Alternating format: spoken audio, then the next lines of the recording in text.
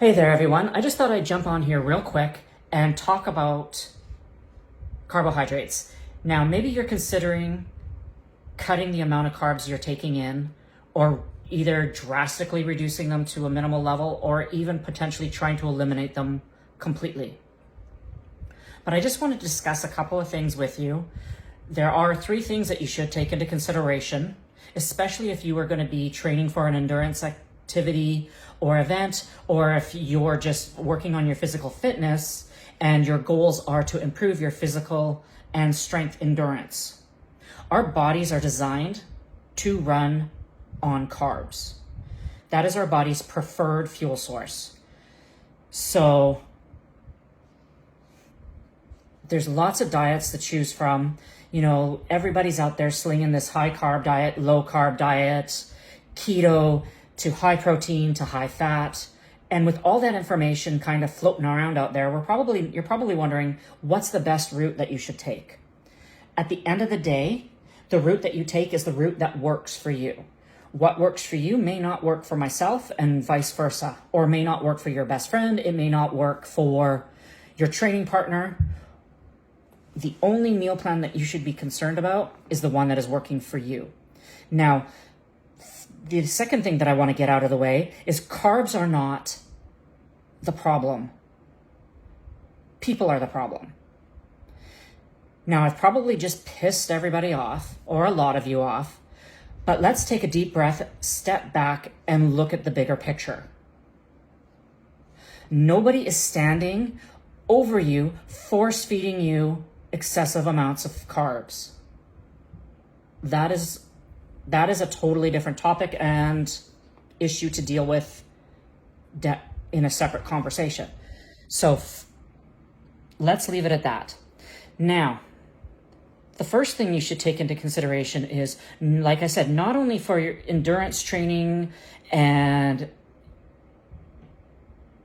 in general, carbs are your body's preferred source for fuel.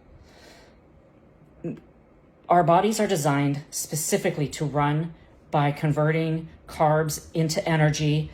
And how that happens is as you start chewing your food, it starts the digestive system, and the digestive process just basically kick in and start working.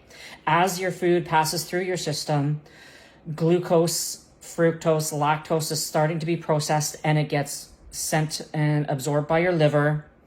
In the liver, the glucose gets converted into glycogen if it is needed right away for energy, or it gets sent to the muscles to be stored as glycogen to make sure the reserves that your muscle reserves are at capacity.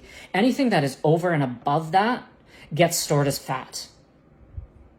So it's not that the carbs are bad, it's the amount of carbs that you've got to take into consideration, and you need to be looking at your macros and all of those things. Next item on the topic is not all carbs are bad or created equal. Carbs are generally broken down into 2 different types. You either have simple carbs or you have complex carbs. Simple carbs are just that. Those are carbs that are easily and readily absorbed and digested by your body and processed or turned into fuel immediately. Or if that is your primary source and you've been over consuming, yes, it does contribute to fat intake or fat in your fat cells to be stored in the fat cells for future use. Now, complex carbs are your starchy carbs. So things like sweet potatoes, brown rice.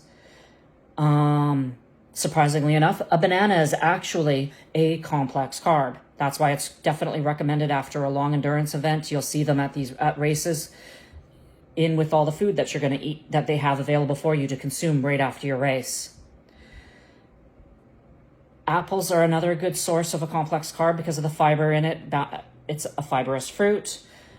Both have their role in your nutrition plan, whether it be, like I said, whether it's for your day-to-day life or you're prepping and getting ready for some kind of an endurance event.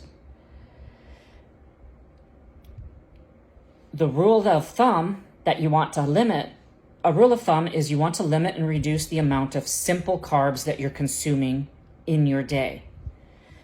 Simple carbs do have their time and place.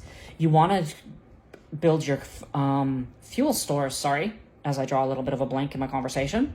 You want to build your carb stores through complex carbs. These are carbs that your body takes a while to burn up, to process, and they almost have a time release, can have almost like a time release aspect as to how the body gets the energy converted. So this is where counting your macros is going to be a big thing, because you can start managing and monitoring your carb intake and figuring out when and where to eat these carbs. Now, the last thing that is of great importance, especially with your training, is planning your meals. It's not as simple as when to eat your meals. It's what are you eating in your meals? When are you having those meals? So you need to take into account what you're having, what you're doing that day. Is it a training day? Is it a non-training day? Are you doing multiple workouts that day? How long are the training sessions? What type of training? The questions go on and on and on. But these are things you should be taking into consideration when you're trying to plan your meals. All of these questions and factors influence how you should consume your meals and what you should be consuming. So, for example, if you know you're going to be doing a long endurance training session, an hour to 2 hours, whatever that looks like, roughly 2 to 3 hours before that event or that training session, you should be consuming a meal that has some complex carbs, a little bit of protein, and maybe a little bit of fat. The reason you want to give yourself 2 to 3 hours ahead of time is so that your body processes it properly, gets the chance to get it running through your system, and hopefully limit or reduce any gastrointestinal discomforts or situations. When it comes to during the session, that's when you're going to want to utilize simple carbs. Now, simple carbs such as gels, goos, dates are another one that a lot of people like to use, but these are easily consumed carbs that your body is going to absorb and process right away. Those are the things that you want to have during your training session, whether it be an endurance training session such as a run or a cycle, or even during your strength training, because you're going to want to have that, and you're going to want to be replenishing those energy stores in your muscles so that you can lift the weights and get your workout accomplished. After your workout, now there's a lot of talk about whether it should be 30 minutes, 60 minutes, 90 minutes.